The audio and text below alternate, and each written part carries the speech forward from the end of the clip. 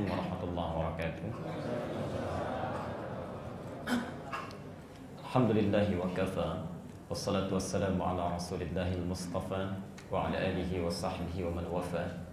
Amma ba'du fa ya ibadallah, usi nafsi wa iyyakum bi taqwallahi faqad faza al-muttaqun fala tamutunna illa wa antum muslimun. Faqala ta'ala ya ayyuhalladzina amanu taqullaha haqqa tuqatih wa la tamutunna illa wa antum muslimun. Faqala ya ayyuhan nasu ittaqu rabbakumul ladzi khalaqakum min nafsin wahidah wa khalaqa minha zawjaha wa batta minhuma rijalan katsiran wa nisaa'a wattaqullaha alladzi tasaaluna bihi wal arham innallaha kana 'alaikum raqiba.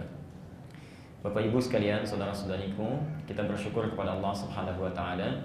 Alhamdulillah, hari ini kita masih diberikan kekuatan, kesempatan dan taufik dari Allah Subhanahu wa taala untuk bersama-sama berada di masjid ini dalam rangka beribadah kepada Allah Subhanahu wa taala dengan mempelajari sebagian dari tuntunan agamanya. Semoga kehadiran kita hari ini dinilai oleh Allah Subhanahu wa taala sebagai bagian dari ibadah dan menjadi amal saleh kita sebelum kita kembali kepada Allah. Sebelum kita mulai bahasan kita untuk kajian hari ini, saya ingin memberikan sebuah motivasi dan semangat dari pesan Al-Quran. Bapak Ibu sekalian, Al-Quran mengistimewakan, sekali lagi, Al-Quran mengistimewakan dengan keistimewaan yang khusus orang-orang yang memakmurkan masjid. Di orang yang gemar memakmurkan masjid, ya, makmur itu bukan rame ya. Kalau rame bisa apa saja. Bapak Ibu ngobrol di masjid rame, mau nyanyi-nyanyi di masjid ya rame, ya, insyaallah. Makmur itu bukan rame. Makmur itu diantaranya adalah melahirkan kegiatan yang bermanfaat. Ya, sekali lagi, bermanfaat. Jadi kalau ke masjid itu bicaranya bermanfaat, ya, aktivitasnya bermanfaat, sekaligus mengingatkan kita dengan Allah Subhanahu wa taala. Nah, pemakmur masjid itu diistimewakan oleh Quran dan dibatasi. Quran surah ke-9 At-Taubah ayat ke-18. Perhatikan kalimatnya. Innama ya'muru masajidallah. Innama ya'muru masajidallah. Kalau Anda kata innama dalam Al-Quran ataupun hadis, ya, itu disebut dengan adatul hasri, huruf yang membatasi, dibatasi hukumnya, ya, dibatasi hukumnya. Cara menerjemahkannya, terjemahkan dulu konteksnya baru batasnya. Contoh, saya lompat sebentar. Bapak Ibu, kalau yang berhak menerima zakat itu mustahiknya ada berapa? 8. Boleh nggak lebih dari 8? Kenapa? Karena ayatnya dibatasi dengan innama. At-Taubah ayat 60. Innamas shadaqatu lil fuqara wal masakin wal 'amilina 'alaiha, dan seterusnya ayat. Karena menggunakan kata innama dibatasi, yang berhak menerima zakat itu hanya golongan-golongan berikut. Demikian menerjemahkannya, ya. Nah, pemakmur masjid ini dibatasi oleh Allah. Innama ya'muru masajidallah, yang memakmurkan masjid Allah itu terbatas. Siapa di antara mereka? Man itu ismun mausulun yadullu 'alal 'ammiyah. Ya, huruf menunjuk kepada subjek orang tanpa batas. Bisa laki-laki, perempuan, muda, tua, dewasa, kecil, insyaallah, tanpa batas.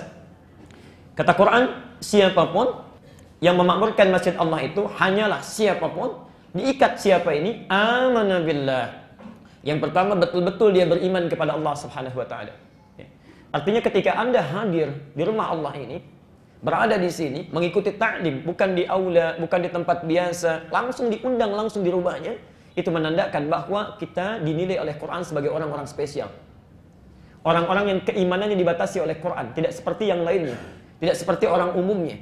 Berbahagialah Anda ketika saat ini hadir di sini, artinya Allah menganggap kita orang istimewa dan punya keimanan tidak biasa, yang baik dalam pandangan Allah.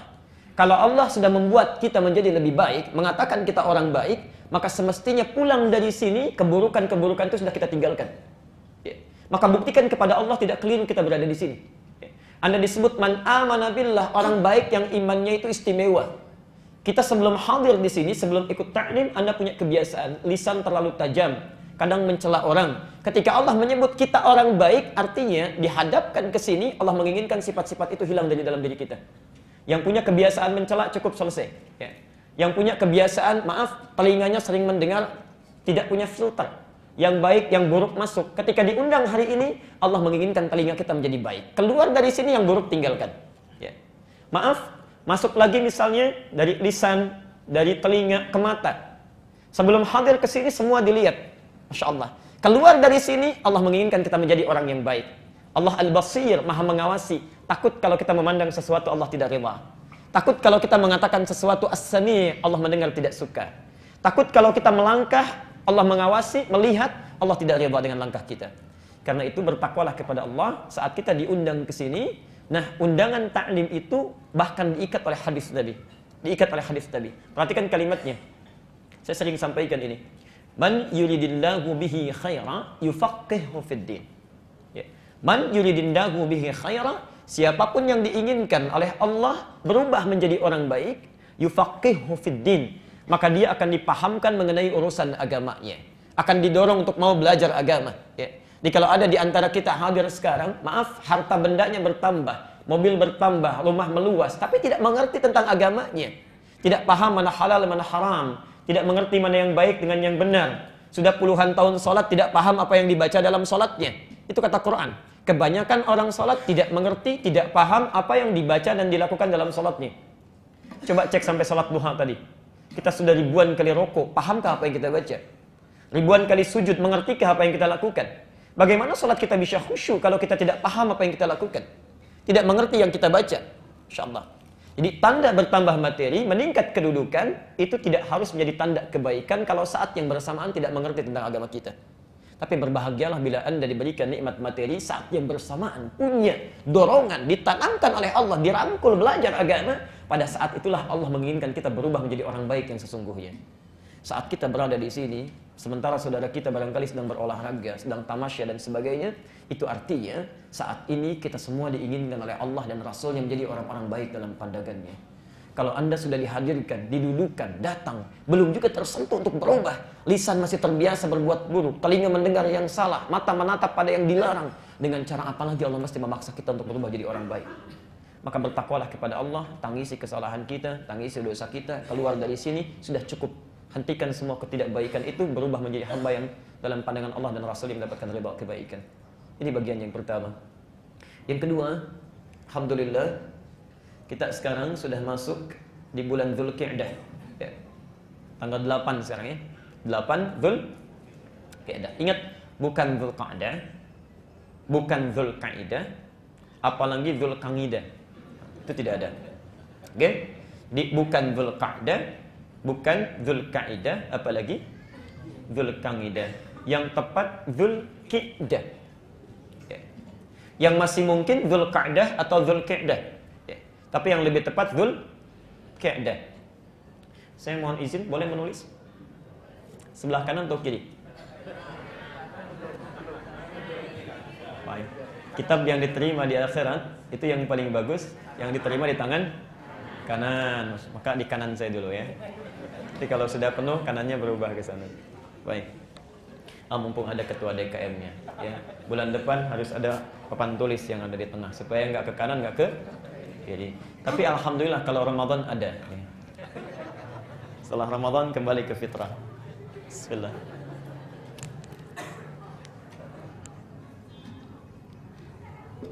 Yang di belakang kelihatan? Oh, kurang. Kelihatan? Baik. Kelihatan ya? Alhamdulillah. Dhon? Udah. Mohon dibaca. Nah, tulisan ini kalau belum diharakati bisa punya dua kemungkinan. Bisa dibaca Dzulqa'dah, bisa dibaca Dzulqa'dah. Oke. Kita bisa baca Dzulqa'dah, bisa dibaca Dzulqa'dah. Nah, keduanya ada bedanya.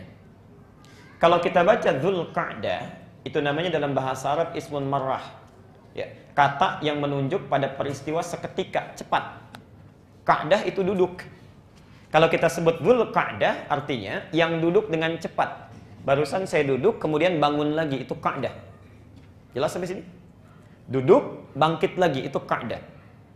Tapi kalau kita turunkan menjadi Qi'dah, itu artinya duduk santai. Duduk sambil minum dulu, diskusi, ngobrol, itu Qi'dah. Ya. Jadi kalau Qa'dah duduk cepat, duduk, saya berdiri lagi, itu Qa'dah.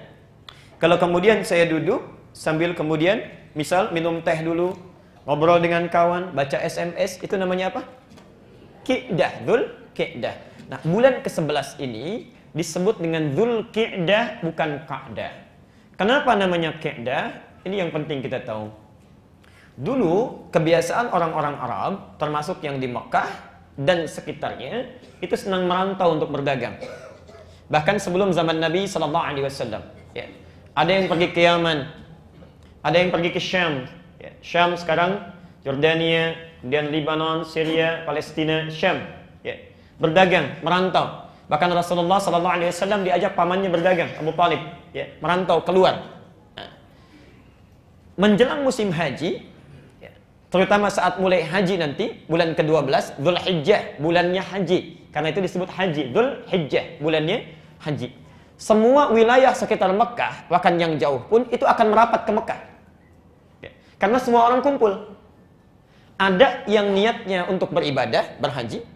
Ada yang niatnya mencari keuntungan dari orang ibadah, berdagang. Ya. Jadi yang datang ke Mekah dari dulu, bahkan sampai sekarang nanti, sampai sekarang. Ada orang yang niatnya untuk ibadah, ada orang niatnya untuk berdagang. Itu ada, pasti. Dan Quran menyebutkan itu. Ya. Quran menyebutkan itu. Ya. Nanti kita teruskan dulu. Nah, karena biasanya pergi keluar dari Mekah, sekarang mendekat musim haji, datang merapat ke Mekah, maka sebelum tiba waktu Dzulhijjah itu, mereka sudah mulai berdatangan. Ya. Karena harus mulai bikin lapak-lapak, tempat-tempat, ya. Masya Allah, disiapkan.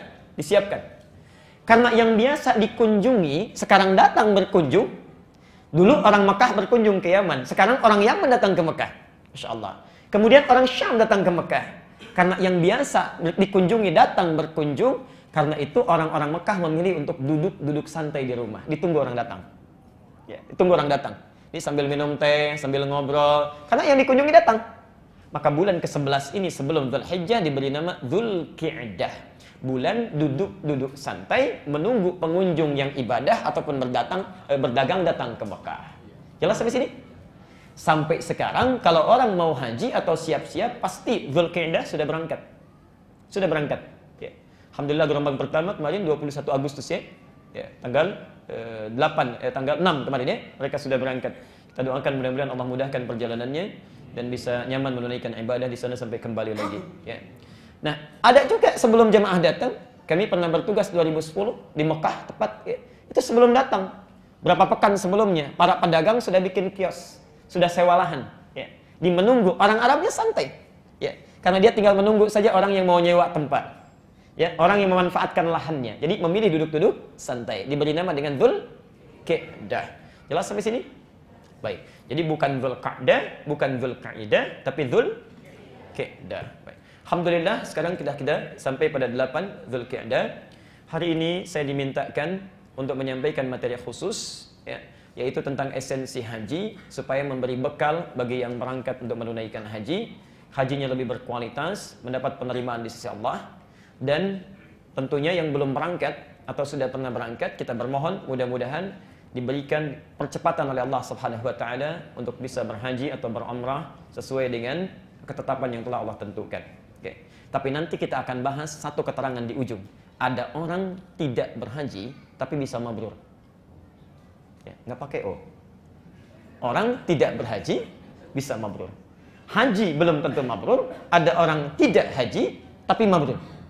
Pilih mana? Haji belum tentu mabrur atau tidak haji tapi mabrur. Tidak ada pilihan ketiga. Ini tidak mudah, ya. Baik. Karena itu kita percepat. Kira-kira kita ada di mana posisinya? Atau bahkan tidak haji, tidak mabrur. Nah, itu berbahaya. Ya. Baik, mari kita bahas bahasan kita. Bismillah. Pertama, Bapak Ibu sekalian, sebelum kita bahas pada praktek, ritual dan hikmahnya, kita mesti paham dulu tentang makna ibadahnya. Ini kebiasaan kita yang kurang baik, lakukan ibadah tidak mengerti apa maksudnya. Ya. Bapak Ibu 5 kali dalam sehari yang wajib sholat. Coba tanya, sholat itu apa? Ya. Tiap hari kita sholat, kalau ditanya apa itu sholat, bingung kita. Ya. Zakat, yuk saya keluarkan zakat. Tanya, zakat itu apa? Umrah itu apa? Haji itu apa? Ya. Jangan-jangan kita melakukan ibadah, kita pun tidak paham nama ibadah itu apa. Ya. Sehingga tidak bisa menghayati, meresapi dan mengamalkan makna dibalik penamaan ibadah itu. Ya. Sekarang kita mulai bahasan kita. Bismillahirrahmanirrahim tentang haji. Apa itu haji dan mengapa kita mesti berhaji? Maafkan saya agak lebih banyak berdiri insyaallah karena materi-materi sudah ada di slide-nya nanti. Sudah. Pertama, Bapak Ibu sekalian, haji secara bahasa para ulama fikih menyebutkan dengan al-qasdu. Menuju. Berangkat. Ya. Tapi penting kita lihat, kalau kalimatnya sama, ya, al-hajju dengan al-qasdu, kenapa yang digunakan al-hajju bukan al-qasdu? Logikanya kan begitu ya. Al-hajju kata ulama fikih, haji itu al-qasdu, menuju. Ya kalau sama-sama menuju, kenapa tidak pilih al-qasdu? Ya. Nah nanti ada kalimat-kalimat dalam bahasa Arab yang suka diterjemahkan sama, padahal esensinya berbeda. Contoh, Al-Ankabut, Quran surah ke-29 ayat 45. Ada ayat di situ, Utslu ma uhya ilaika minal kitab.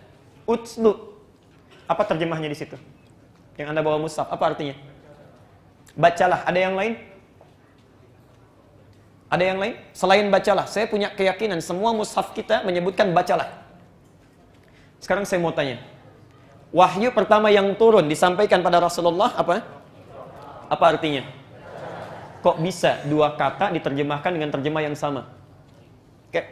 Dua kata diterjemahkan dengan terjemah yang sama. Itu berbeda esensinya. Kalau iqra, itu artinya baca sesuatu yang tertulis, baca saja. Tapi tidak menuntut kita paham.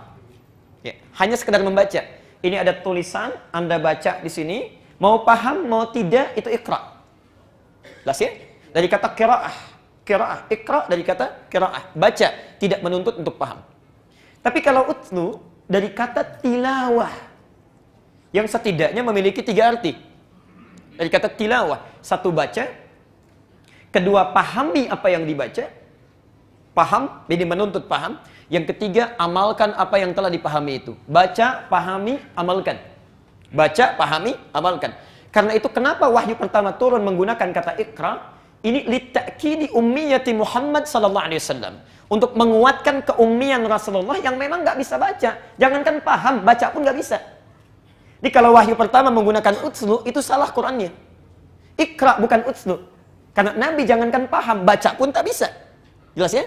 Tapi setelah Qur'annya ditanamkan oleh Allah dalam jiwanya, la tuharrik bihi lisanaka lita'jala bi, inna 'alaina jam'ahu wa qur'ana. Muhammad, kalau ingin cepat menghafal Qur'an, jangan cepat-cepat melafazkannya. Qur'an kami tanamkan dalam jiwamu. Fa idza qara'nahu fattabi' qur'ana. Cukup ikuti bacaan Jibril dengan penuh ketenangan, di situ disampaikan Qur'an dalam dadamu. Setelah Qur'annya mantap dalam jiwanya, ada perintah untuk ibadah, berubah kalimatnya menjadi tilawah, utslu. Perhatikan, saat turun perintah salat tidak menggunakan kata iqra. Perhatikan kalimatnya, utslu ma uhya ilaika minal kitab wa aqimis shalah. Sebelum Anda salat, baca dulu, pahami dulu gerakan-gerakan, bacaan-bacaan yang akan kita lakukan dalam salat.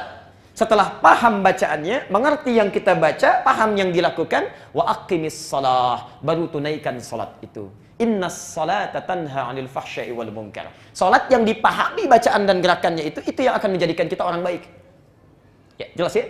Karena itu orang tua kita dari dulu itu selalu mengarahkan pada tilawah. Iqra, qiraah, orangnya disebut qari. Bukankah kalau ada acara-acara itu ada qarinya di sampingnya sari tilawah menerjemahkan supaya paham, ya. Barangkali yang pertama menerjemahkan namanya Sari, Busari, makanya Sari Tilawah, ya. Qari, Sari Tilawah. Kalau Pak Kamil mungkin Kamil Tilawah, ya. Sari Tilawah nggak ada dalam bahasa Arab, yang ada tilawah. Ya, tilawah nggak pakai sari. Ya, baik. Nah, sekarang kita kembalikan apa itu haji. Kenapa tidak dinamakan ibadahnya qasdun tapi haji? Karena haji itu bukan sekedar menuju. Haji itu menuju pada satu keadaan atau tempat yang sangat dibutuhkan. Ya. Jadi kalau kita punya satu kebutuhan sangat kita inginkan, ya, kebutuhannya disebut dengan hajah. Hajat, ya. Sudah jadi bahasa Indonesia. Hajat hidup orang banyak. Hajat itu kebutuhan yang sangat kita perlukan. Baju ini hajat kita, ya, pakaian hajat kita, rumah hajat kita. Kalau kita menginginkan itu, kita ingin tuju, itu namanya haji prosesnya. Jelas sampai sini? Nah, perhatikan, kenapa dinamakan dengan haji? Ya, karena haji itu memberikan isyarat menuju pada satu keadaan atau tempat yang sangat dibutuhkan oleh setiap insan. Setiap manusia butuh itu. Apa yang paling dibutuhkan itu? Saya agak percepat. Ini. Setiap orang menginginkan sukses di dunia, bahagia di akhirat. Saya ulang. Setiap orang dalam hidupnya pasti menginginkan sukses di dunia, bahagia di akhirat. Saya mau tanya, siapa ingin yang sukses di dunia? Boleh angkat tangan? Kayak sukses. Tapi sengsara di akhirat? Tidak. Siapa yang ingin bahagia di akhirat, dapat surga paling tinggi dengan Nabi lagi? Siapa? Boleh angkat tangan? Alhamdulillah. Tapi miskin di dunia? Tidak mau juga. Baik. Yang ketiga. Ya, yang ketiga. Siapa yang menginginkan? Tuh, belum disebut sudah ngacung. Sukses dunia, bahagia akhirat. Yang tidak ngacung rugi itu. Lihat, semuanya ingin. Karena itu, setiap orang yang haji, setelah haji itu, kalimat Qur'annya ditutup dengan harapan haji. Al-Baqarah 201 itu, yang kita mohonkan. Rabbana atina fid dunya, wa fil akhirati, wa qina. Itu kan ayat penutup haji. Ayat penutup haji. Dari 196 sampai dengan 201-nya ditutup dengan doa. 203-nya kembali kepada Mina. 201-nya. Bahkan saking pentingnya itu, bukankah setiap tawaf dari Rukun Yamani sampai ke Hajar Aswad apa yang dibaca?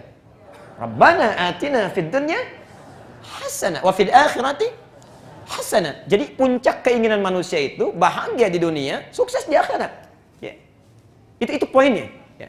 Dan karena itulah juga bahkan ada orang-orang yang belum sempat berhaji dalam hidupnya diberi jalan oleh Allah saking adilnya, saking adilnya. Kamu barangkali kalau haji tidak kuat, terlalu capek, terlalu lelah, mungkin nanti ria, diberikan satu amalan yang bisa bahagia dunia pun demikian sukses di akhirat. Karena itu doa ini tidak hanya dibaca orang yang haji, yang tidak haji pun seringkali membacakannya. Demikian ya? Dikenal dengan doa apa? Doa yang lain tidak dibaca dua lagi. Kan ada tiga itu. Satu, sapu jagat. Kedua sapu nggak ada jagatnya. Ketiga, jagat nggak ada sapunya. Sapu nggak ada jagatnya itu doa tobat. Sapu dosa kita, bersihkan dan sebagainya. Banyak doa tobat. Rabbana zalamna anfusana wa illam. Ketiga, jagat gak ada sapunya. Itu butuh satu sesi, nanti kita bahas kemudian. Nah, cuma sayang, maaf, ada orang haji, ada orang berangkat haji, tapi mohon maaf, bisa dia dapat kesuksesan dunia, akhirat tidak dapat. Masya Allah. Ada yang mohon maaf juga sebesar-besarnya, dunia nggak dapat, akhirat juga tidak. Dunia tidak dapat, akhirat juga tidak, padahal dia haji. Padahal haji. Kalau orang tidak haji, dunia sengsara, akhirat bahagia, wajar. Ini orang haji, dunia nggak dapat, akhirat tidak. Padahal dari kata haji sendiri sudah diisyaratkan. Kenapa dinamakan dengan haji? Seluruh proses ritual ibadah yang ada di dalam haji itu, seluruhnya memberikan langkah-langkah cara kepada kita, bagaimana supaya bahagia di dunia dan bahagia di akhirat nanti.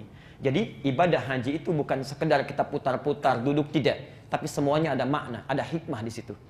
Karena itu, untuk mendapatkan kebahagiaan dunia dan akhirat ini, bagi yang haji ataupun tidak, kita mesti lakukan dengan ilmunya. Mesti lakukan dengan ilmunya. Ada 3 jenis ilmu dalam setiap ibadah. Ada 3 jenis ilmu, baik itu salat, zakat, puasa, umrah, haji, dan kita fokuskan kepada haji.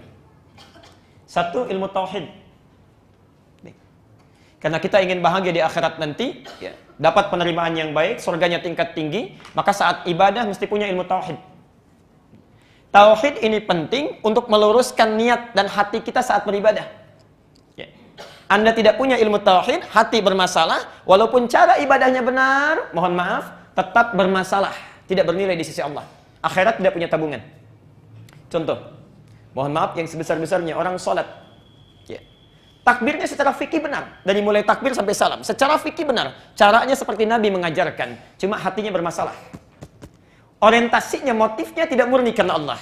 Ketika Allah memerintahkan, wa ma umiru illa liya'budullaha mukhlishina lahuddin, lakukan ibadah ikhlas karena Allah, maka muncul motif lain. Datang, motor diputar-putar dulu supaya tetangga lihat.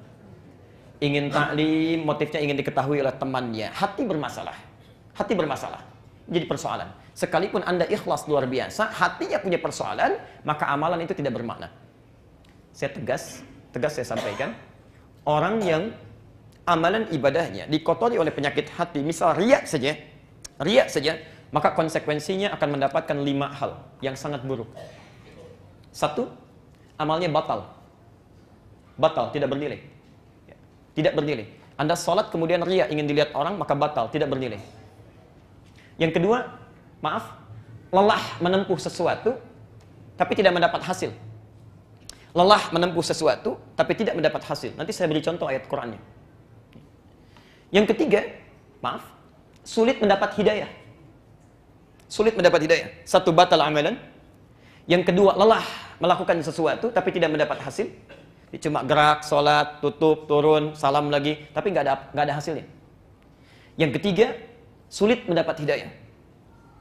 Yang keempat, disebut oleh Quran sebagai orang munafik. Sebagai orang munafik. Insyaallah, hati-hati. Dan yang kelima, bila tidak bertobat selama hidupnya, maka akan dibawa sampai meninggal. Akan dibawa sampai meninggal dunia. Contoh, Quran surah 2, Al-Baqarah 284. Sudah. Ya ayyuhalladzina amanu, hai orang-orang yang beriman, la tubtilu shadaqatikum bil manni wal adza. Jangan kalian batalkan. Ya. Batal itu artinya gugur. Ya. Shadaqatikum. Ya. Ingat, apa itu sedekah? Sedekah itu setiap kebaikan yang kita lakukan. Ya. Dalam bahasa Quran disebut sedekah. Ya. Di antum kalau salat itu bagian dari sedekah, jenisnya salat. Baca Quran itu sedekah, jenisnya baca Quran. Ya. Dengan harta itu sedekah, jenisnya dengan mal, harta. Jamaknya disebut dengan sedekah banyak. Kata Al-Quran, ada orang-orang yang membatalkan sedekahnya, salatnya batal. Secara fikih salat, ya, tapi batal kata Allah. Dia baca Quran tapi batal, pahalanya batal. 1, bil manni wal adza, dengan penyakit yang mengganggu dan merusak. Apa contohnya? Perhatikan. Kalladzi yunfiqu malahu ria'an nas. Seperti orang infak ria, ingin dilihat oleh orang lain. Orang sholat ria, bukan infak saja, karena ada orang sholat ria. Fawailul lil musallin, alladzina hum an salatihim sahun, alladzina hum yura'un. Ria. Sholat ria, infak ria, mau haji ria. Ada yang begitu? Ada, tidak sedikit. Bahkan belum haji sudah ria. Orang dikumpulkan, udah kumpul banyak, satu RT, satu RW, niatnya baik, minta support, doa, minta maaf. Bapak Ibu sekalian, kami akan berangkat haji dan mohon doakan supaya perjalanan lancar, baik, tidak ada kendala. Ini undangan yang sangat bermakna. Paragraf pertama nyaman. Paragraf kedua, ya mungkin di tempat ini, RW ini kami orang pertama yang berhaji. Ya. Pak RW juga belum dapat undangan Pak ya. Mudah-mudahan Bapak dapat hidayah nanti. Ya kami doakan di sana. Belum apa-apa sudah muncul persoalan. Ini belum berangkat sudah dia bermasalah. Ya, bermasalah. Itu batal. Belum apa-apa sudah batal. Belum berangkat. Ya. Perhatikan. La tubtilu shadaqatikum bil manni wal adza kalladzi yunfiqu malahu ria'an nas famathaluhu kamathali safwanin 'alaihi turabun fa asabahu wabilun fatarakahu salda la yaqdiruna 'ala syai'in mimma kasabu. Orang seperti ini kata Al-Qur'an itu cuma orang lelah menenun sesuatu, capek berusaha tidak dapat apapun. Capek berusaha tidak dapat apapun. Seperti orang naruh pasir di atas batu yang licin, pasirnya menggelinding ke bawah, ditimpa air bah, tidak berbekas. Hati-hati dengan riya, hati-hati dengan penyakit hati. Karena ada orang yang akan beribadah haji berangkat, sudah riya duluan, itu lebih baik bersihkan dulu sebelum berangkat. Batal. Batal. Persoalan. Teruskan. Ya. 3 tadi. Wallahu la yahdil qaumal kafirin. Allah tidak akan memberi hidayah pada orang kafir. Diserupakan dengan orang kafir. Ya. Bahkan orang kafir yang baik pun itu masih dapat hidayah. Orang kafir yang baik, ada orang kafir senang membantu, senang menolong, memberikan bantuan, itu berpeluang diberi hidayah. Bahkan kita pun memohon kepada Allah, ya ya Allah berikan dia hidayah, ya Allah dia berikan petunjuk, berikan dia petunjuk. Orang Islam ibadah riya, sombong, ingin diketahui, dilihat, sulit. Bahkan kita pun tidak nyaman ketika berpapasan. Hati-hati. Yang keempat disebut munafik. An-Nisa 142. Innal munafiqina yukhadi'una Allah wa huwa khadi'uhum wa idza qamu ila sholati qamu kusala yura'unan nas. Orang-orang riya bagian dari munafik, bagian dari munafik. Dan yang terakhir, kalau tidak tobat dosa itu dibawa sampai meninggal. Dibawa sampai meninggal dunia. Maka yang pertama, kalau Anda ingin ibadah, mesti tauhid dulu ya. Makanya sebelum Nabi ke Madinah, sebelum turun perintah salat setahun sebelum hijrah, itu tauhid dulu belajarnya supaya benar amalnya. Lurus Baik. Kedua, fikih. Fikih. Fikih terkait dengan cara. Ya. Memang ikhlas, niatnya bagus. Benar karena Allah, semangat. Tapi ilmu tidak ada, fikih tidak tahu. Ya. Bagaimana Nabi mencontohkan lupa, tidak paham. Mau sholat subuh, begitu datang ke Al-Ihsan, sudah ikhlas. Baik sekali, luar biasa. Begitu salam, bangun lagi. Sholat sunnah 4 rakaat setelah subuh. Karena nggak tahu cara. Tidak paham. Ada juga nanti orang-orang haji semangatnya tinggi, ikhlas luar biasa, sudah jual sawah, jual kebun, tapi tidak belajar ilmu fikih. Tidak paham bagaimana cara belajar yang benar, cara ibadah yang tepat. Nyampe ke sana bisa keliru. Sering kali. Ya. Bayangkan Bapak Ibu sekalian, bayangkan Ka'bahnya sudah di depan mata, bisa salah kiblat. Ka'bahnya di depan mata, salah kiblat. Dari Ka'bah dapat informasi itu rumah Nabi dilahirkan. Ya. Ke rumah Nabi, lihat. Yang sekarang jadi museum itu ya. Nanti saya tunjukkan gambarnya. Begitu melihat ke situ, tiba-tiba sholat menghadap ke rumah Nabi. Ka'bahnya di belakang, bisa salah kiblat. Sholat menghadap ke rumah Nabi. Karena itu sampai sekarang, di tempat rumah Rasulullah ini, yang sekarang jadi perpustakaan, diberi gambar di sampingnya. Ada orang sujud, dikasih keras, disilang. Dan ada tulisan di bawahnya, pakai bahasa Inggris, bahasa Arab, bahasa Urdu, plus bahasa Indonesia. Artinya orang Indonesia ada yang pernah salah itu. Salah sujudnya, salah kiblatnya. Jauh-jauh ke sana salah. Bahkan ada yang fatal salahnya. Sudah di depan Ka'bah berkeliling. Ya. Sudah tenang, lihat kanan kiri, gunting keluar, dipotong kiswah. Bisa keliru. Ya. Bisa keliru. Jadi, Anda bisa bayangkan, secara fikih saja, ikhlas memang ikhlas, betul. Tapi ilmu tidak ada, bisa bermasalah. Karena itu, bagian kedua yang penting dari ibadah, tidak cukup dengan ikhlas, tapi mesti tahu cara. Karena itu syahadat kita diikat dengan 2 kalimat. 1, asyhadu anna, ikhlas, ilmunya tauhid. Bagaimana cara menerapkan tauhid? Allah perintahkan, kata Allah, aqimus shalah, tunaikan salat. Quran tidak menjelaskan bagaimana cara salat. Ya. Harus ada contoh, harus ada yang menuntun. Maka diikat dengan kalimat yang kedua, wa asyhadu anna Muhammadar Rasulullah. Ikuti praktek ibadah seperti Nabi menuntun kita. Salat seperti Nabi menuntun salat. Haji seperti Nabi menuntun haji. Nah, tugas Nabi menyampaikan wahyu, mengajarkan tauhid, mengajarkan cara fikih. Tapi ada yang ketiga, yang ini jarang kita pelajari. Hikmah. Terkait dengan aspek dunia. Hikmah. Makna ibadah. Al-Baqarah 129. Al-Baqarah 129. Saya mau sampaikan dulu ya, keutamaan Nabi Muhammad SAW. Perhatikan, Nabi Muhammad itu punya beberapa keutamaan yang diisyaratkan oleh Quran. Di antaranya satu, sebelum beliau datang, Nabi lain sudah mendoakan. Sebelum beliau datang, Nabi lain sudah mendoakan. Contohnya ayat ini, Nabi belum lahir, tapi Nabi Ibrahim dan Nabi Ismail sudah mendoakan beliau. Ya. Ingat dari Rasulullah Muhammad ke Nabi Ibrahim itu sudah 30 generasi. Bukan 30 tahun, 30 generasi.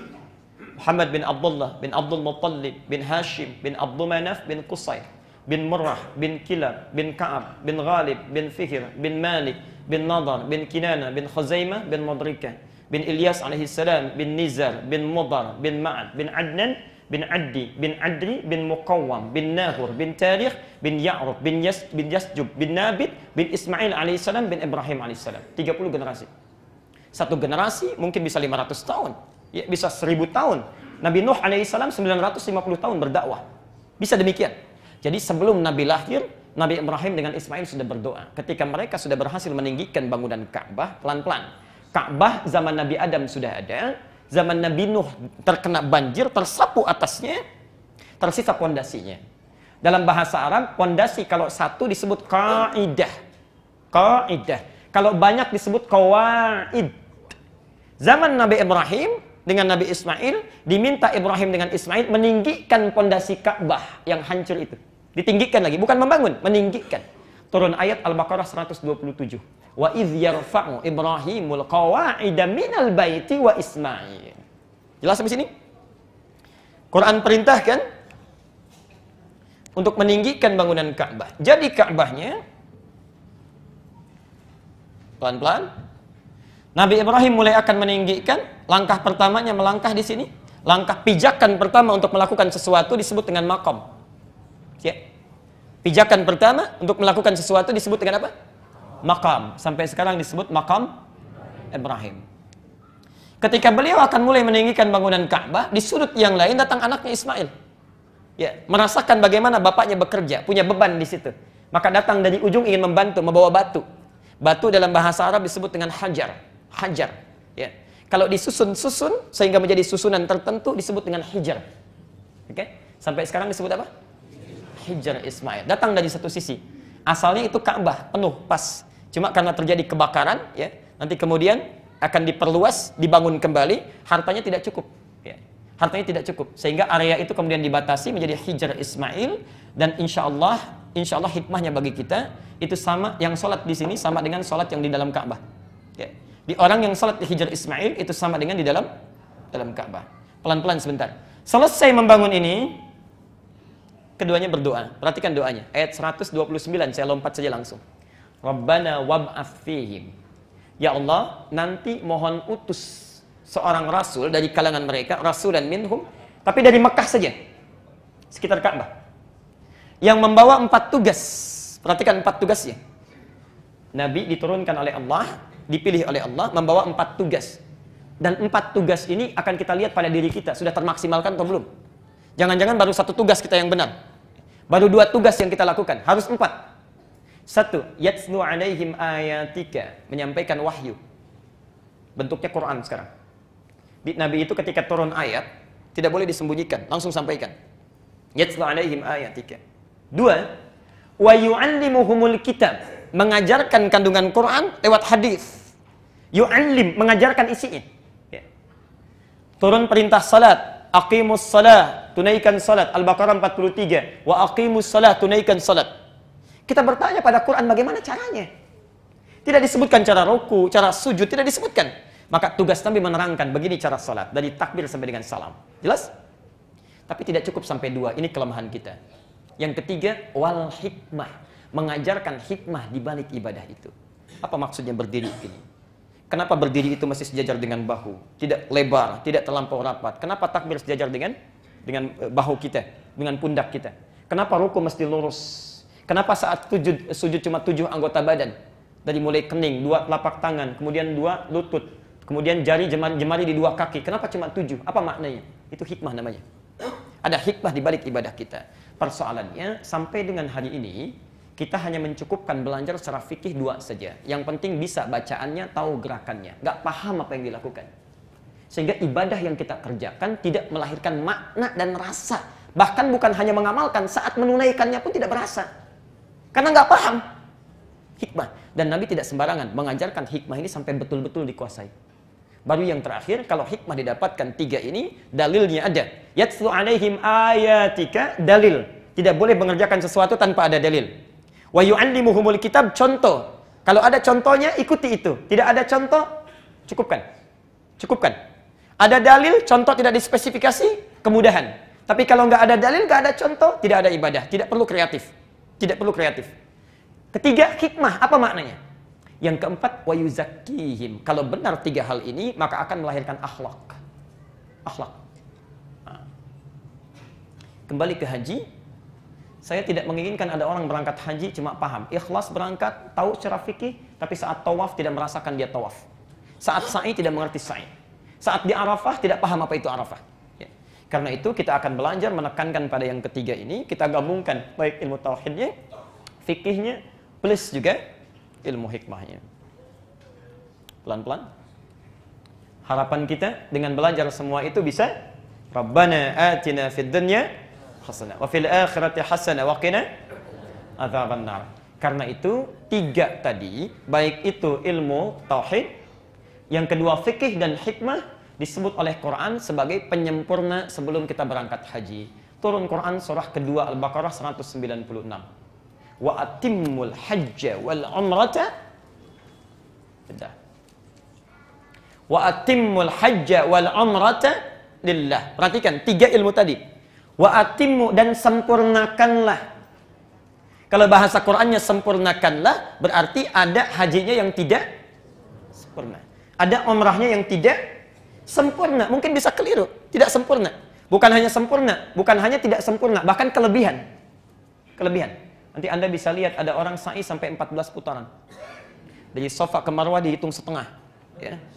Kemudian dari Marwah ke Safa baru dihitung 1. Sekarang pun sudah lain gayanya. Ya. Begitu turun handphone tangan kanannya. Rabbighfir warham wa'fu wa takarram. Ya. Dan langsung terkoneksi itu dengan di negara bagian lain. Itu persoalan. Sudah ria, salah secara fikih, hikmah nggak dapat total tiga-tiganya. Ya. Dan tenaga terbuang, biaya juga mahal-mahal, sampai sana tidak berarti. Tidak berarti. Karena kata Quran, sempurnakanlah, berarti ada sesuatu yang tidak sempurna. Ya. Ada sesuatu yang tidak sempurna. Untuk itu kita belajar insya Allah, bagaimana kita menyiapkan ilmunya dulu, sehingga haji kita insya Allah bisa sempurna. Yuk, saya mau cerita dulu, pelan-pelan. Haji dimulai dari mana? Boleh angkat tangan yang sudah pernah haji? Baik, haji dimulai dari mana?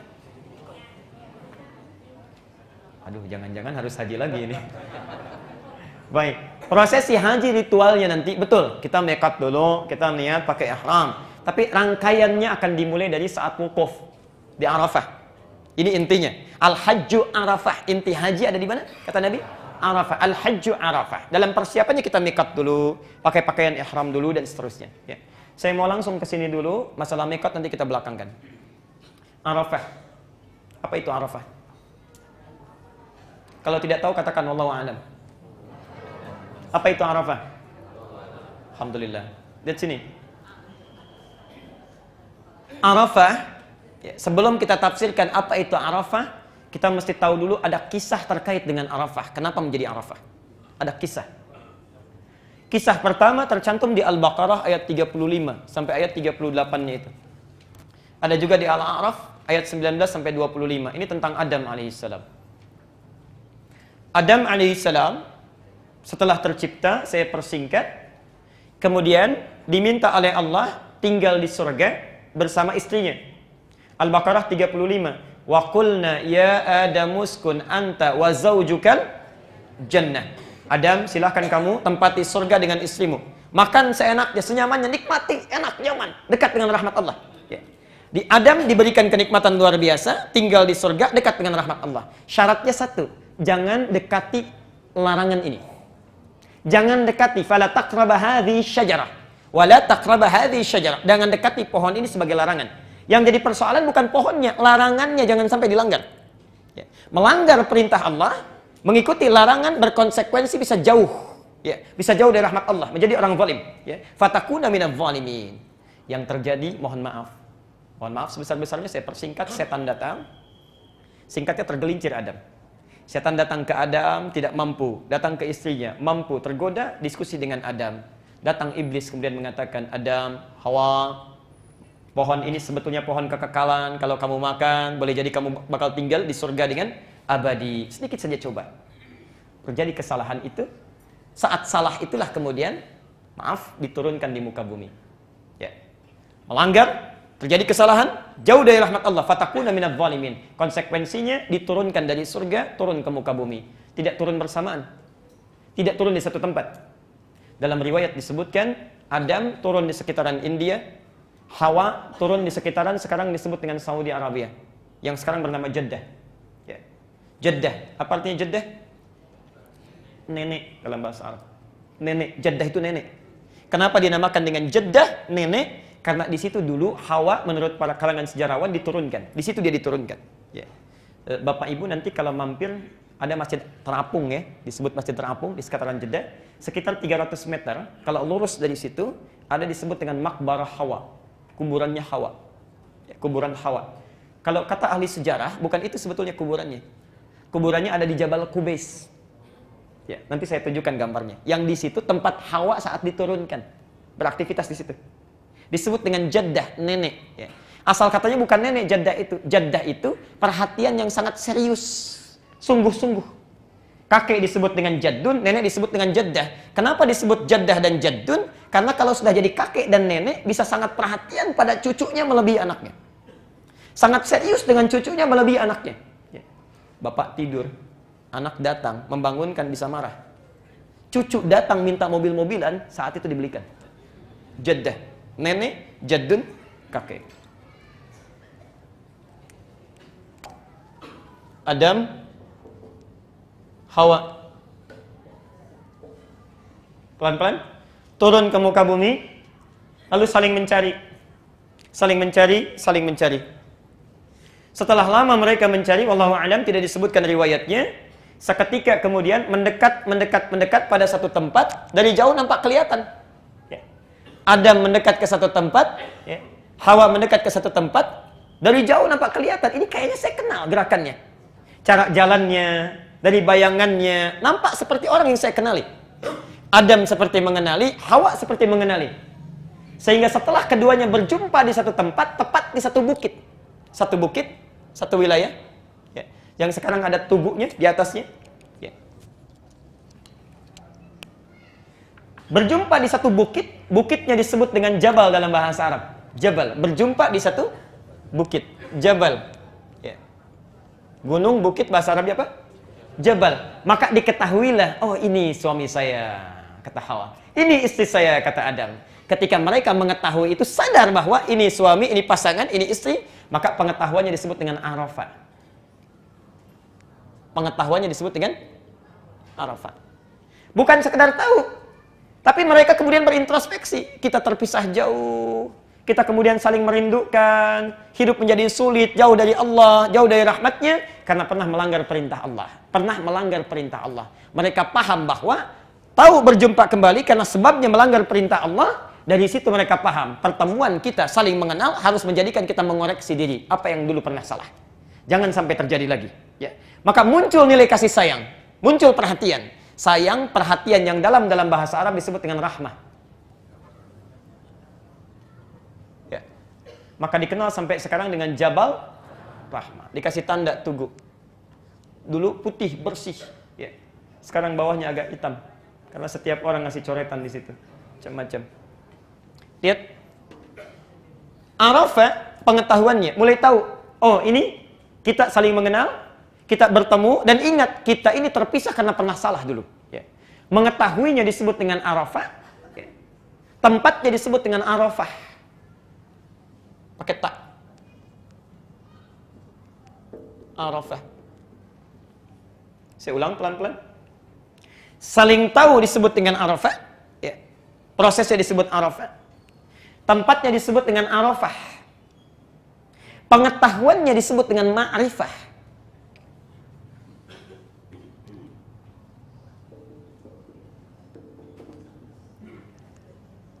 Mereka saling mengenal. Arafah. Adam kenal Hawa, Hawa kenal Adam. Lalu ingat kita terpisah karena pernah salah. Harus koreksi. Saling berkasih sayang. Arafah. Bertempat di bukit itu dikenal dengan Arafah tempatnya. Sampai sekarang. Ketika sadar bahwa kesalahan mereka terpisah akibat melanggar perintah Allah, pengetahuannya disebut dengan ma'rifah. Kalau sudah mengerti ini pernah salah, tidak boleh diulangi lagi, maka orang yang disebut dengan arif. Orang ini disebut apa? Arif.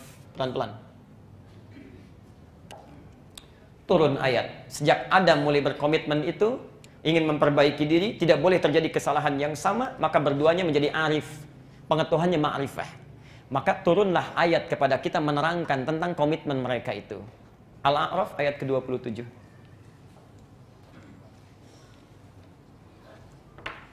Lihat ayatnya.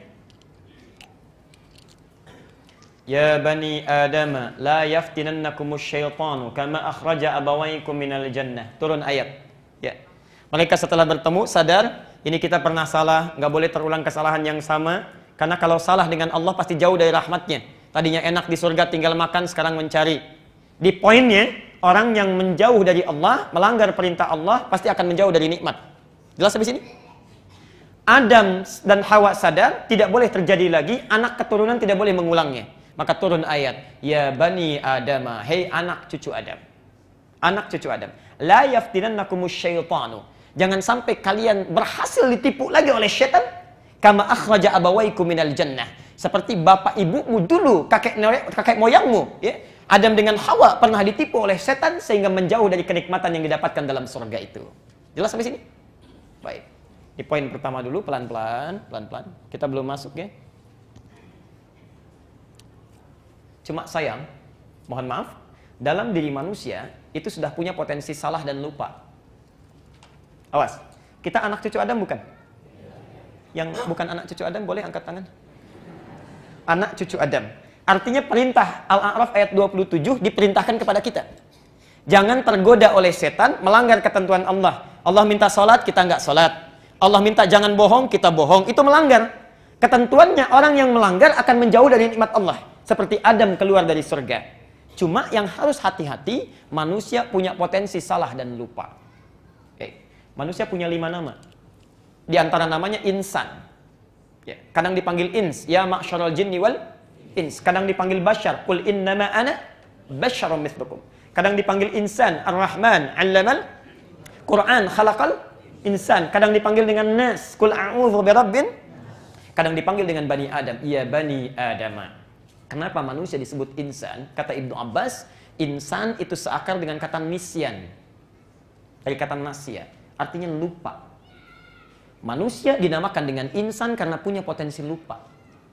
Kok belum sholat subuh, astagfirullah, lupa saya. Bahkan ada orang yang sebelum mencuri ingat ayatnya. Saat mencuri lupa. Sebelum mencuri ingat, saat mencuri lupa. Ada potensi lupa. Jadi insan berakal dari kata nisyan. Akar kata nisyan dan insan itu nasya. Nasya lupa. Orangnya disebut insan, sifatnya disebut dengan nisyan. Yang paling berbahaya, harus hati-hati, makanan pokok kita nasi. Nasya, lupa itu ya. Bisa cepat lupa kita. Terlalu banyak, cepat lupa. Saya kembalikan sebentar. Saya kembalikan.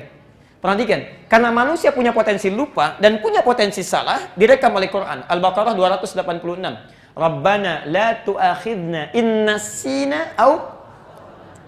Ya Allah, jangan hukum kami kalau kami pernah lupa melakukan kesalahan atau memang sengaja berbuat salah. Potensi itulah yang dimanfaatkan oleh setan supaya terjerumus untuk melanggar perintah Allah Subhanahu wa taala.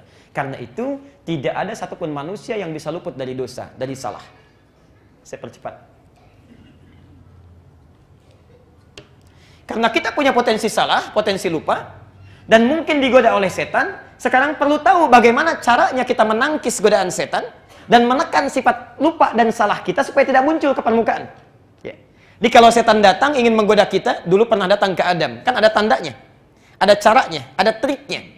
Kita pelajari itu, bagaimana setan menggoda Adam. Bagaimana kalau dia akan menjauhkan kita dari rahmat Allah, seperti apa caranya. Bagaimana memanfaatkan sifat lupa kita. Saat kita kemudian bertanya, ya Allah bagaimana caranya supaya saya bisa menjauhi setan, bisa melawan setan. Maka di zaman Nabi Ibrahim diturunkanlah cara kemudian, yang kemudian disempurnakan, yang kelak disebut dengan manasik. Baik. Maka turun ketentuan-ketentuan, syariat, aturan-aturan, turun petunjuk Allah, mengajarkan kepada Nabi Ibrahim alaihissalam bagaimana caranya supaya tidak mempan digoda oleh setan. Saat setan datang, Ibrahim bisa lempar. Datang kepada Ibrahim, kalah setan, datang kepada istrinya Hajar, dilontar lagi oleh Hajar. Tidak mempan ke Hajar, datang pada Ismail, dilontar oleh Ismail. Maka turunlah kemudian satu proses ibadah, satu cara disebut dengan manasik yang kalau cara itu diikuti, kita bisa menjauh dari setan. Kalau setan sudah bisa kita jauhi, sifat jelek kita sudah bisa kita tekan, maka Masya Allah, mohon maaf, dunia gampang kita raih, akhirat kita dapatkan kebahagiaannya. Nah, manasik itulah yang terkumpul seluruhnya dalam proses ibadah haji. Jadi sebetulnya kalau orang ibadah haji, dari mulai di Arafah sampai dengan dia selesai menunaikan ibadahnya, maka akan terbebas dari sifat buruk dalam dirinya dan bisa menangkis godaan setan. Sekarang mari kita mulai bahasannya dari Arafah. Ini rumah Nabi yang tadi saya ceritakan. Ini langsung kami ambil gambar dengan kamera langsung. Ini rumah Rasulullah. Di atasnya ada matahari terbit ya. Jadi Bapak Ibu sekalian, subhanallah, rumah Nabi itu matahari terbit tepat di atas rumah Nabi. Kalau rembulan purnama atau tepat berada di porosnya, itu pun di atas rumah Nabi. Jadi siang dengan malam pasti terang rumah Nabi itu. Pasti terang, disinari. Nih, rumah Rasulullah.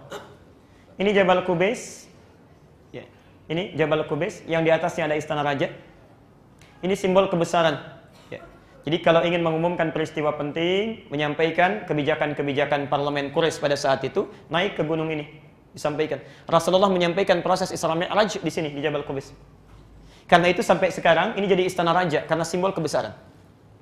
Di bawahnya ada tiang, kelihatan? Ya, ini ada tiang. Di sampingnya ada tiang kecil di sini, kelihatan? Kalau kelihatan aneh, saya pun nggak lihat. Gak gelap ini. Ada tiang kecil di sini. Ini rumahnya Abu Jahal. Abu Jahal, ya. Di Abu Jahal di sini rumahnya. Ya. Kemudian ini rumah Rasulullah. Setelah berumah tangga, Rasulullah SAW tinggalnya dengan Sayyidah Khadijah itu di depan pintu Marwah di sebelah sini, ya, sebelah sini. Baik, ini rumah Rasulullah bersama Sayyidah Khadijah. Nanti satu saat kita bisa terangkan di sana. Kalau Anda umrah atau haji, coba cari kegiatan yang bermanfaat ya. Di sekitaran Masjidil Haram itu banyak tempat-tempat yang bisa meningkatkan iman. Tempat ta'lim pertama, rumahnya Arqam bin Abi Arqam di mana, Abbas ada di mana, Maimunah di mana, sekitaran ini. Nanti yang menginap di Hotel Hilton, sampingnya Zamzam, itu rumahnya Abu Bakar di situ. Dulunya rumah Abu Bakar, ya. Makanya disebut Mathaf Museum sampai sekarang, museum. Ya, karena dulu ada rumah Abu Bakar di situ. Ya. Depannya parlemen Quraisy. Jadi kalau mereka rapat ada apa-apa di situ, di depan Hotel Hilton itu. Ya. Saya teruskan dulu. Pelan-pelan. Nah, ini rumah Rasulullah. Saya tidak tahu di sini terang ya, kenapa ke sini gelap. Ya. Rumah Rasulullah. Baik. Yuk kita masuk ke Arafah. Jadi Arafah, kembalikan dulu. Arafah. Saat kita mulai haji, datang ke Arafah, ya. Kembali ke kisah Adam tadi, saat Adam dengan Hawa bertemu, kemudian mereka ingat, bukan sekedar tahu ini Hawa ini ada, bukan, tapi juga mengetahui penyebab kenapa mereka terpisah. Pernah berbuat salah, pernah lupa, sehingga terjauh dari rahmat Allah. Nah, kita manusia sudah diajarkan oleh Allah bagaimana menjauhi setan, bagaimana menjauhi sifat-sifat yang tidak baik, menekan nafsu. Tapi yang namanya manusia dalam prosesnya tetap saja salah. Tetap saja berbuat dosa. Bahkan sampai hari ini. Saya mau tanya pada Bapak Ibu sekalian, silahkan yang tidak punya dosa boleh angkat tangan. Yang dosanya sedikit boleh. Yang banyak boleh angkat tangan. Anda tidak banyak mengangkat karena saking banyaknya. Sulit kita angkat. Ya. Dosa terkumpul. Karena itulah tiba satu masa diminta kita oleh Allah Subhanahu wa taala untuk mengingat dosa kita. Mengenal siapa kita. Mengenal kekurangan kita. Bukan sekedar tahu siapa kita, bukan, tapi tahu apa yang pernah salah dalam hidup kita. Ya. Apa yang keliru? Sebelum pulang menuju Allah harus dibebaskan dulu dari dosa. Dihapuskan seluruhnya, kenali dirimu apa yang salah. Maka Masya Allah saat haji itulah diundang dia, dikumpulkan di satu tempat yang mengingatkan prosesi Adam pernah melakukan itu dengan Hawa. Adam pernah bertemu dengan Hawa di tempat itu, mengingat kesalahan-kesalahannya. Ini tidak boleh terjadi lagi. Kita dalam hidup barangkali perputaran hidup kita melahirkan kesalahan-kesalahan yang harus kita evaluasi. Dikumpulkanlah kemudian kita di satu tempat saat memulai haji. Dinamakan apa tempatnya? Arafah. Apa yang kita lakukan di situ? Wukuf. Wukuf. Apa artinya wukuf? Sekali lagi, apa artinya wukuf? Berdiam. Mulai sekarang kita buat aturan. Kalau tidak tahu katakan Allahu a'lam. Apa artinya wukuf?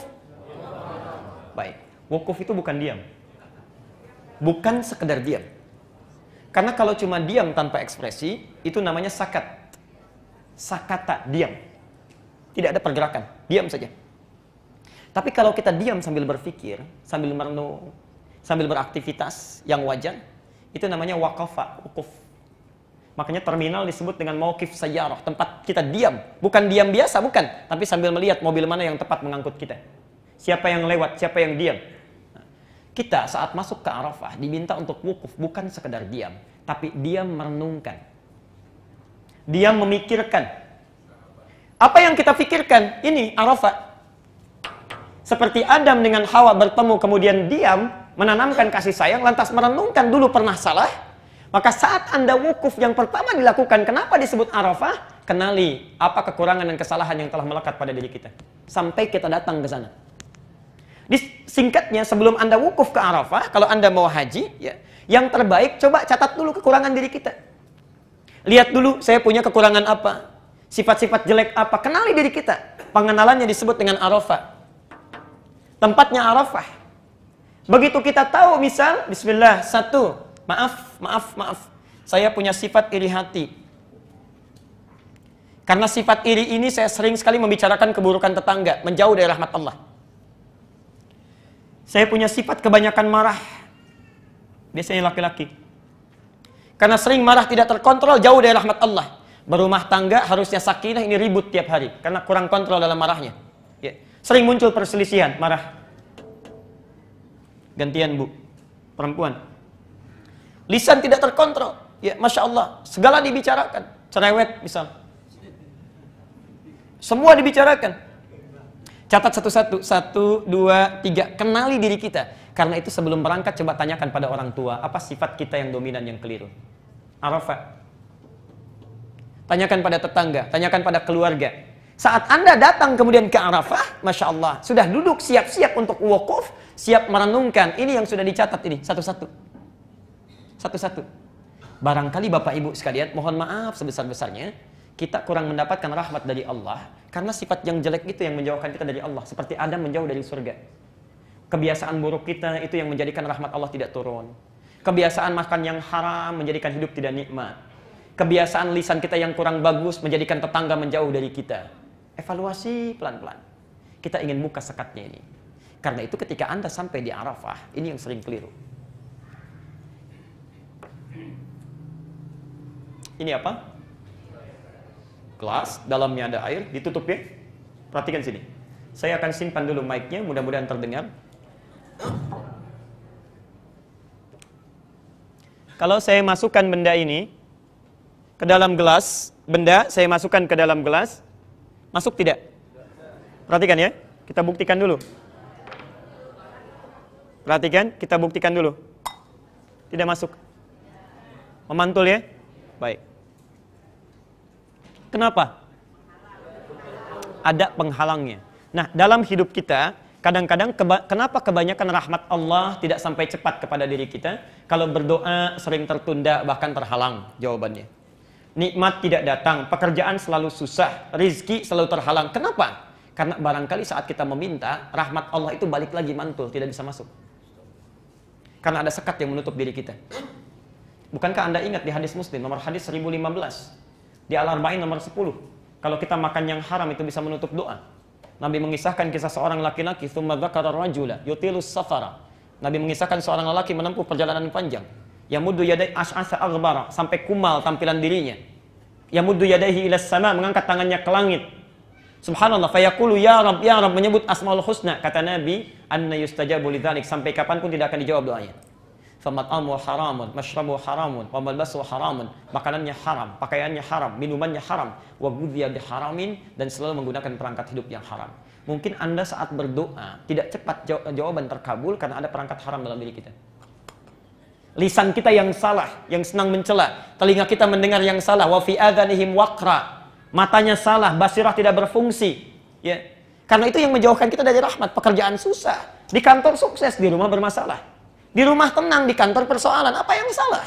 Mungkin ada penutup dalam jiwa kita yang harus dibuka dulu. Kadang-kadang orang sampai ke Arafah lupa.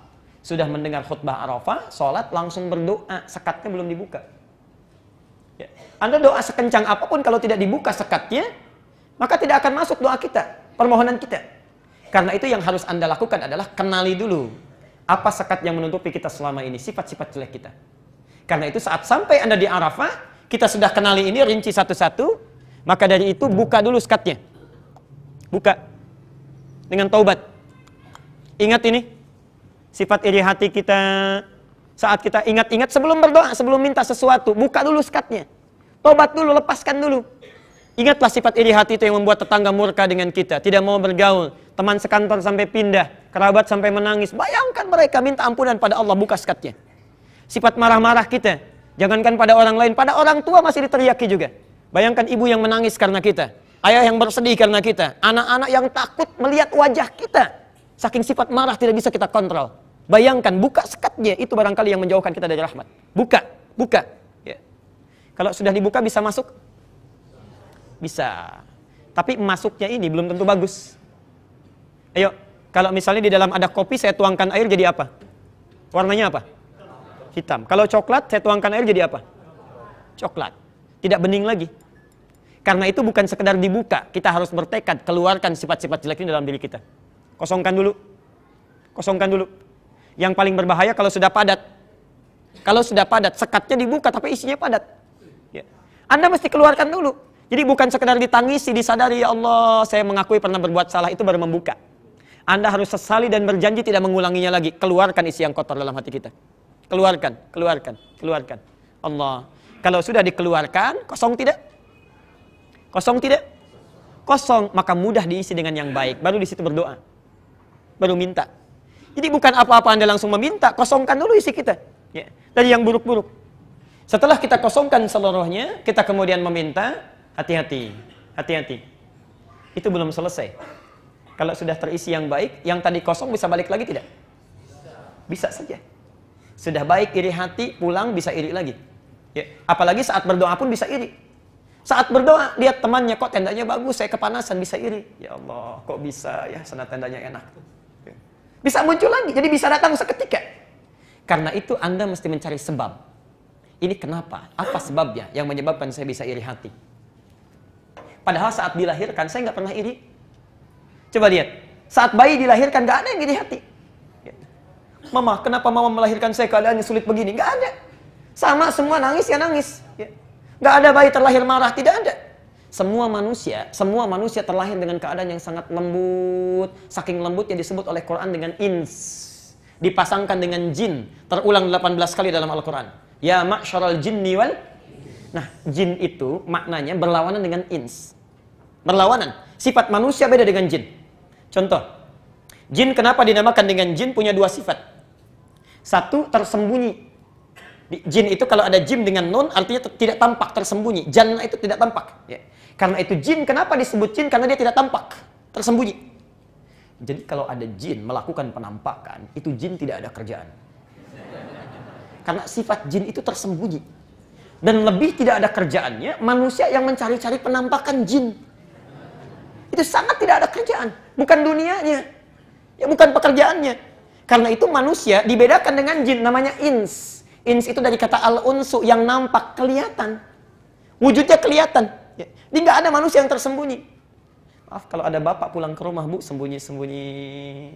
Ke kantor sembunyi-sembunyi. Ke masjid sembunyi-sembunyi. Itu pasti, ya saya tidak mengatakan jin. Ya. Itu pasti bermasalah. Karena menyalahi fitrah. Pasti bermasalah itu. Saya tidak katakan mirip dengan jin, tidak. Pasti bermasalah. Ya, pasti, karena hati kecilnya tidak bisa mengakui itu. Sesuatu yang disembunyikan, hati kita pasti menolak itu. Pasti itu ya. Karena manusia tampak, jin tersembunyi. Yang kedua, yarhamukallah. Yang kedua, jin kenapa disebut jin? Karena punya bawaan kasar. Tidak lembut. Kasar. Kata-katanya kasar. Perilakunya kasar. Karena itu tidak ditampakkan pada kita. Dan sekali dia melakukan penampakan, misal dia tampak hadir pada diri seseorang, tidak akan pernah lembut, tidak ada. Ada orang kemasukan jin masuk ke sini. Ustaz, saya mohon izin ikut taklim, duduk di depan. Sedang kemasukan jin. Tidak mungkin itu. Kata-kata meracau, tangan mengacau, segalanya. Pasti begitu. Ya, manusia tidak. Kenapa disebut dengan ins? Karena dia lembut. Kata-katanya lembut. Perilakunya lembut. Saking lembutnya, dengar suara kencang saja bisa menangis. Saking lembutnya. Saking fitrahnya, baru lahir, belum mandi saja sudah dicium-cium. Ya. Yang jadi persoalan, kenapa saat tumbuh kok lisannya jadi kasar? Apa yang salah? Ya. Apa yang menyebabkan kata-katanya menjadi kasar? Pandangannya jadi tidak terbatas, langkahnya melangkah tanpa aturan. Apa yang salah? Apa penyebabnya? Ya. Maka kita lihat. Ya, kita lihat sekarang satu-satu pelan-pelan. Kata Nabi, kullu mauludin yuladu 'alal fitrah fa abawahu. Maka lingkungan sekitar nanti yang akan membuat dia berubah. Yang akan membuat dia berubah. Nah, kita akan cari penyebabnya. Ya Allah, ini kenapa saya begini? Kita cari penyebab. Yang menyebabkan tadinya lembut jadi terpleset, kasar. Ya, tadinya penyayang menjadi iri hati, terpleset. Terpleset dalam bahasa Arab itu zalafa. Zalafa terpleset. Ya. Penyebabnya kalau agak banyak izdalafa. Penyebabnya disebut dengan muzdalifah. Maka saat kita ingat-ingat itu, ingin mencari penyebabnya, datanglah kita ke satu tempat diberi nama Muzdalifah. Kan yang namanya Muzdalifah ada persoalan itu. Kenapa tertawa? Ya, sini. Yuk. Apa yang membuat saya iri hati? Membuat saya cepat marah? Sehingga saya terpeleset. Zalafa. Tergelincir. Ya. Tempatnya disebut Muzdalifah. Karena itulah ketika Anda selesai dari Arafah, kenali kekurangan kita, kita ingin cari penyebabnya. Apa penyebabnya ini? Masalahnya apa? Pergilah kita kemudian ke Muzdalifah. Masya Allah. Quran surah kedua Al-Baqarah 198. Ya, yang mau haji tolong fokus ke sini ya. Hati-hati. Yang tidak haji pun coba lihat dengan baik. فَإِذَا أَفَضْتُم مِّنْ عَرَفَاتٍ فَاذْكُرُوا اللَّهَ عِندَ الْمَشْعَرِ الْحَرَامِ. Lihat ayatnya. Ketika Anda selesai di Arafah, ya, Arafah hajat kita selesai, tahu kekurangan diri kita sudah berdoa, sekarang mencari penyebabnya, maka kita akan berjalan ke Al-Mash'aril Haram, ke Muzdalifah. Tapi perjalanan kita dari Arafah ke Muzdalifah itu bukan cuma jalan atau naik bis kemudian duduk, bukan itu. Kata Quran, fadhkurullaha, isi dengan zikir. Zikir, ingat-ingat apa penyebabnya, apa yang salah dari diri saya. Zikir, istighfar, perbanyak doa. Mohon maaf ya, situasinya tidak sama dengan cerita sekarang nanti. Akan hiruk pikuk. Boleh jadi ada yang saling cerita, saling dorong, ya, saling macam-macam. Hati-hati, sudah kita mau haji bukan cari dunia. Begitu Anda naik ke bis menuju Muzdalifah, sudah fadhkurullaha, diam zikir kita. Renungkan apa yang salah. Koreksi diri kita. Turun, saya percepat, turun ke Muzdalifah. Ya. Kita cari apa? Cari batu ya? Baik, pelan-pelan. Turun di Muzdalifah. Kita mulai ingat-ingat apa yang menyebabkan salah ini. Mesti saya hilangkan ini. Saya bersihkan.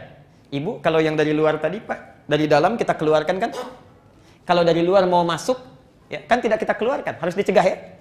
Ini harus saya lempar nih. Supaya nggak datang lagi. Di Arafah sudah kita keluarkan. Ya. Penyebab bisa datang lagi. Supaya dia nggak datang harus saya lempar. Supaya nggak datang lagi. Ya. Maka di Muzdalifah kita cari batu. Ya, cari batu.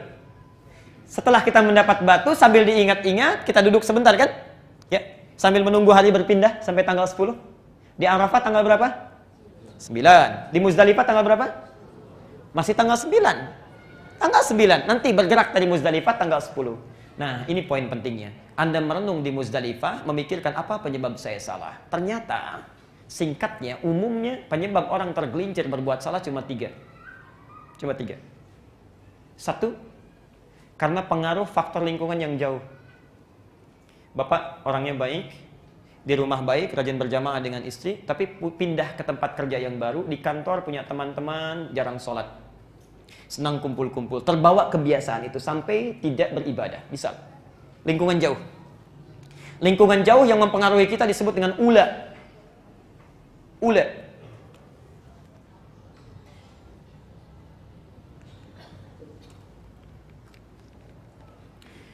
Ada orang di kantornya bagus orang-orangnya, pribadinya baik. Cuma mohon maaf, yang bermasalah lingkungan sekitar rumahnya. Ya. Bapak baik, teman kantor baik, istri yang kurang bagus. Masa sih papa kan direktur, masa mobilnya cuma Avanza, yang manajer aja sudah Mercy. Mulai pelan-pelan terpengaruh. Pak, tetangga kita sepedanya sudah ganti, masa dede sepedanya ini aja. Pelan-pelan mulai terpengaruh. Tidak sedikit orang kehilangan jabatan karena persoalan pasangan hidupnya yang keliru. Ya. Bukan hanya laki-laki, istri juga begitu. Ada ibu sudah baik, Bu, baik, begitu menikah bisa tidak baik karena pasangan hidup gak baik. Mah, copot dong hijabnya, papa kan mau meeting nih, semua orang gak pakai hijab, mama mesti ikut. Tuh. Tadinya berhijab minta dicopot. Karena pasangan hidup bisa berubah menjadi tidak baik. Lingkungan sekitar disebut dengan usta. Usta. Bisa usta, bisa wusta. Tuh. Saking berbahayanya ini, spidol pun gak bisa menuliskan. Sudah berapa spidol ini? Alhamdulillah. Stop. Baik ya. Jazakallah.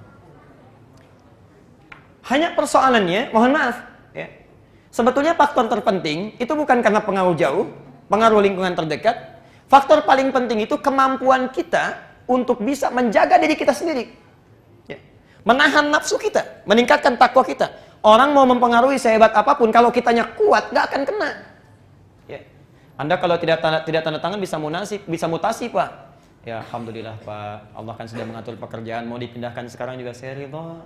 Ya. Insya Allah tidak apa-apa. Yang penting Allah memberikan ridhonya kepada saya. Enak, kuat. Ya.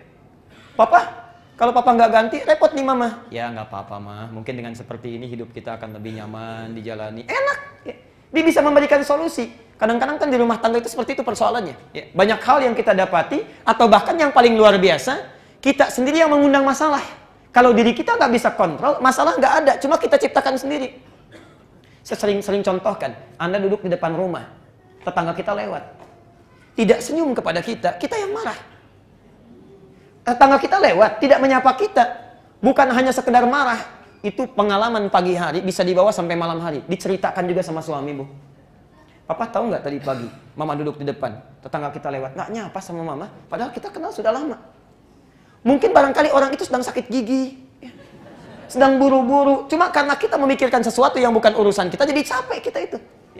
Yang paling berbahaya itu kebiasaan kita kadang-kadang iseng, yang punya masalah orang lain, kita yang repot. Orang lain punya masalah, kita yang bikin status. Di situ saling serang komentar, padahal orang yang punya masalah sudah selesai. Pindah ke kita, ya. Ini jadi persoalan, karena kenapa? Keadaan diri kita kurang kontrol. Nah, pengaruh terbesar itu, diri kita itu dalam bahasa Arab disebut dengan aqabah. Pengaruh terbesar. Aqabah. Pengaruh terbesar disebut dengan apa? Aqabah. Turunkan dulu. Di Muzdalifah inilah kita mencari penyebab, ditemukan ingin kita lempari. Maka sifat jelek dari dalam diri saya mesti keluar. Nggak boleh datang lagi. Yang dari orang lain mesti dihilangkan, kita doakan mereka. Yang di sekitaran mesti hilang, kita doakan mereka. Karena itulah, karena faktor terbesarnya Aqabah dulu, dari Muzdalifah kita akan menuju kepada Aqabah dulu. Berangkat bawa batu, berapa jumlahnya? Usahakan lebih dulu ya. Usahakan bawa 10 atau 14 batu. Ya. Jadi Bapak Ibu punya catatan. Catatan pertama, itu catatan yang kurang baik, kesalahan-kesalahan dosa itu catat. Ya, untuk ke Arafah. Yang kedua, ada botol aqua kecil mungkin simpan untuk cari batu. Ya, begitu dapat batu, masukkan 10. Di jalan mungkin senggolan orang tumpah sebagian. Ya, atau ada yang kekurangan kita bisa berikan. Tidak sedikit yang lupa. Tidak sedikit yang lupa. Ya. Karena itu kita bawa mungkin 10 atau 14. Yang kita lempar apa dulu pertama kali? Nih. Dan kita akan berhenti di sini kajiannya. Perhatikan. Berangkatlah dari Muzdalifah, ini sifat iri hati saya. Ini Aqabah. Marah saya, cerewet saya, macam-macam Aqabah. Maka datanglah kita ke sana untuk melempar sifat-sifat kurang baik yang ada pada diri kita. Supaya filter diri kita kuat, orang tidak bisa masuk, setan pun bisa putus asa dengan kita. Maka datanglah kita ke sana untuk melempar dengan 7 lemparan. Catatan sudah ada. Ingat, yang dilempar Aqabah itu cuma simbol. Ya, dinding itu yang kita lempar cuma simbol. Sejatinya itu penyebab ketidakbaikan dalam diri kita yang mesti dikeluarkan. Maka saat Anda akan melempar, sunnahnya bukan dilempar begitu saja. Lontar 1, lontar 2, sampai 7 selesai. Tidak begitu. Sunnahnya, coba Anda lihat dulu catatan diri kita. Marah.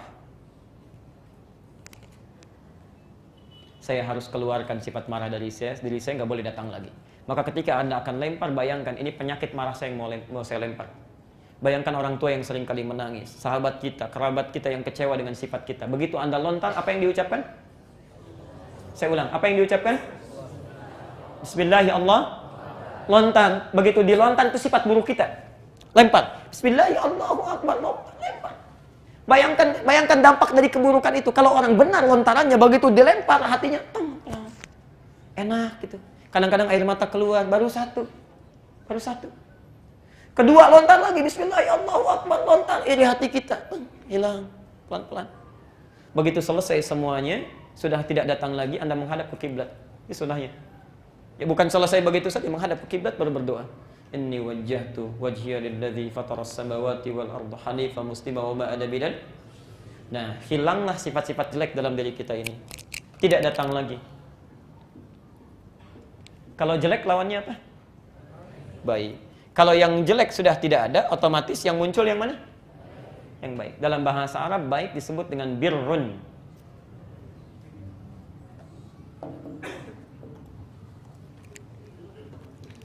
Iri hati, lawannya perhatian, penyayang. Marah, lawannya sabar. Begitu marah tidak ada, sabar muncul. Sabar disebut dengan birrun.